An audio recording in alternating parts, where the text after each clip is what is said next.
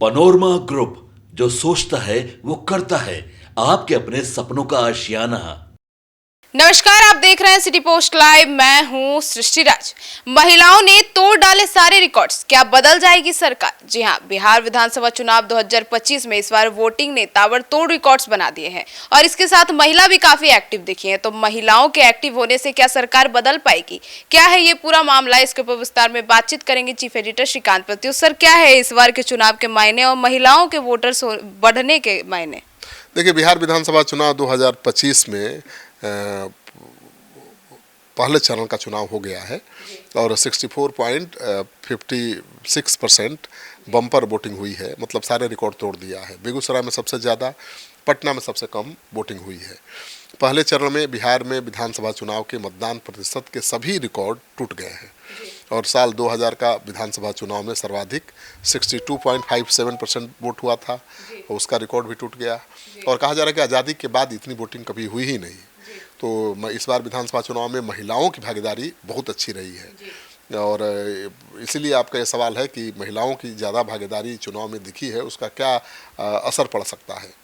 तो देखिए, है क्या कि महिलाओं ने ज़बरदस्त उत्साह दिखाया है और बम्पर वोटिंग की है। चुनाव आयोग के अनुसार 18 जिलों की 121 सीटों पर मतदान का अंतिम आंकड़ा 64.66% दर्ज किया गया है और मुख्य निर्वाचन अधिकारी विनोद गुंजाल के अनुसार सभी मतदान केंद्रों का डेटा अपडेट होने के बाद इसमें मामूली फेरबदल भी हो सकता है।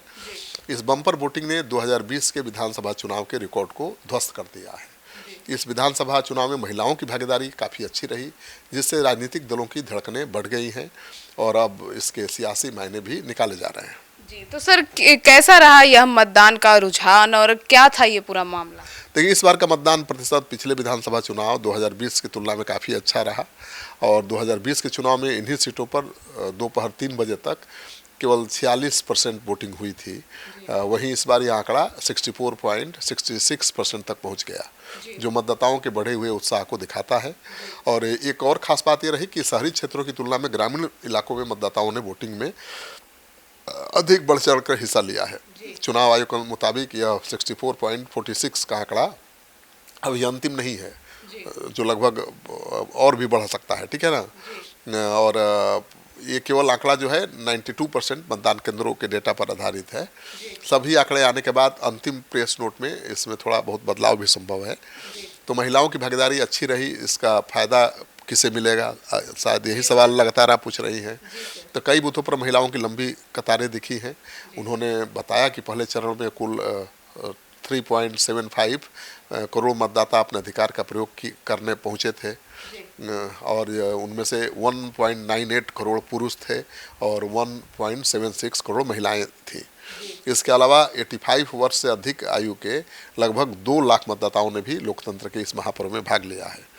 चुनाव आयोग के अनुसार इस चरण में ग्रामीण क्षेत्र के 36,737 और शहरी क्षेत्र के 8,608 मतदान केंद्रों पर मतदान हुआ है। पहले चरण में कुल 1,314 उम्मीदवार मैदान में थे, जिनमें से 1,192 पुरुष थे और 122 महिलाएं थीं। महिलाओं की ज़्यादा भागीदारी का मतलब नीतीश सरकार की फिर से सत्ता में वापसी हो रही है, क्योंकि महिलाएं तो शुरू से ही नीतीश कुमार की ताकत रही हैं। और इस बार चुनाव के पहले जो 10,000 रुपये हर महिला को, माने करोड़ों महिलाओं के खाते में गए हैं, उसका बहुत बड़ा इम्पैक्ट दिखा है। सर लेकिन बोलिए सर, लेकिन ऐसे में एक बहुत अहम सवाल उठता है कि कुछ प्रतिशत जो मतदान का इजाफा में नतीजों में पलट सकता है, क्योंकि जो मतदान का प्रतिशत बढ़ा है उसके कारण नतीजे बदल सकते हैं। और पहले कहा जाता था कि अगर मतदान प्रतिशत बढ़ा है तो सरकार के लिए मुश्किल है, पर अब ऐसा कहना कहीं ना कहीं 50-50 का बात है। नहीं, लेकिन पीछे कुछ सालों में यह पैटर्न पूरी तरह से बदल गया है। कई राज्यों में एंटी इनकम्बेंसी से ज़्यादा प्रो इनकम्बेंसी फैक्टर नज़र आया है। आंकड़ों को देखें तो 11 चुनाव में मतदान प्रतिशत बढ़ा, उनमें 5 बार सत्तारूढ़ दल की सरकार में वापसी हुई है। ठीक है, मान ज़्यादा वोटिंग हुई तो सरकार वापस आई है। लेकिन जिन 3 बार मतदान कम हुआ, यानी वोटिंग परसेंटेज घटा, उसमें से 2 बार सत्ता पलट गई है। यानी बिहार में वोटिंग इस बात का कोई इशारा नहीं करता कि लोग गुस्से में वोट कर रहे हैं या समर्थन में। और सिटी पोस्ट लाइव की टीम ने चुनाव के दौरान महिलाओं से बात की तो पता चला कि सरकार की योजनाओं से वो खुश हैं। इतना ही नहीं, उनकी प्राथमिकता महिला सुरक्षा है। उनको ऐसा लगता है कि सरकार बदल गई तो उनकी सुरक्षा और आज़ादी खतरे में पड़ जाएगी। तो मुझे इसीलिए लग रहा है कि महिलाओं का ज़्यादा भागीदारी नीतीश कुमार के सत्ता में वापसी की गारंटी है। जी सर, तो सुना आपने हमारे इस डिबेट को, तो अब एक महिला होने के नाते और बिहार के वोटर होने के नाते बिहार को लेकर आपकी क्या राय है, कमेंट सेक्शन में जरूर बताइएगा। धन्यवाद।